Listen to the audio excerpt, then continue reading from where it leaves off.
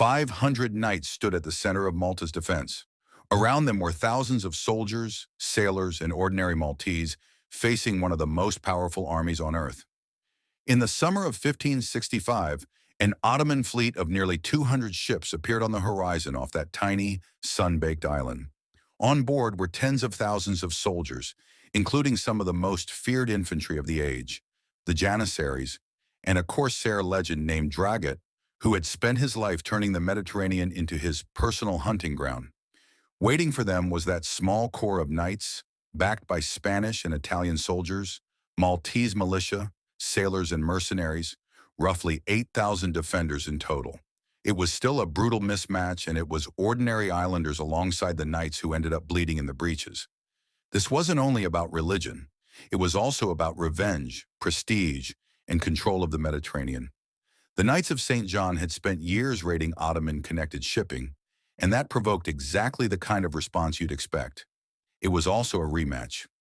43 years earlier, this same empire had already driven these knights out of their previous home on Rhodes. Now here they were again, cornered on a rock, with nowhere left to run. The first target was a small, star-shaped fort called St. Elmo. The Ottomans figured it would fall in a few days. It held for over a month. Every single night, under total darkness, volunteers rowed across the harbor into that fort, knowing full well they might never row back out. When the wounded were pulled from the rubble, fresh men took their place without hesitation. By the time St. Elmo finally fell, it had cost the Ottomans thousands of casualties for one small position, and it had cost them something even bigger. Dragut, their legendary commander, was hit by cannon splinters while inspecting the trenches and died from his wounds. The empire had just lost one of its sharpest minds over a fort meant to fall in days. Then things got dark. According to accounts of the siege, the Ottomans beheaded knights and floated their bodies across the harbor, nailed to makeshift crosses, pure psychological warfare aimed straight at the defenders. The Grand Master, a man named Jean de Valette, nearly 70 years old, answered by executing Ottoman prisoners and firing their heads back into the enemy camp from his own cannons. It was brutal, no mercy fighting on both sides. And Valette wasn't hiding behind palace walls while this happened. He was out at the breaches with a sword in his hand, rallying exhausted men to hold the line one more day.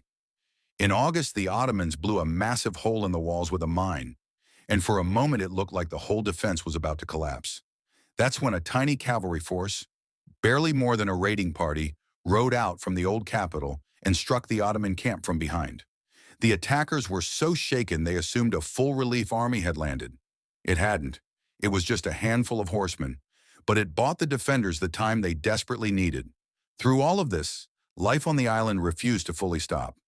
A local notary kept drawing up wills and contracts in the middle of the siege, more than 180 of them, as people quietly prepared for a future they weren't sure they'd get to see. By September, both sides were falling apart. The Ottomans were gutted by disease and heat. The defenders were nearly out of food, powder, and men who could still stand. On September 7th, a relief force finally landed from Sicily. The exhausted Ottomans made one last push, were thrown back, and by the following day, they were retreating to their ships for good. When it was over, Ottoman losses were enormous, although historians still debate the true number. The defenders had lost roughly a third of their knights, and Malta's soldiers and civilians had suffered devastating losses.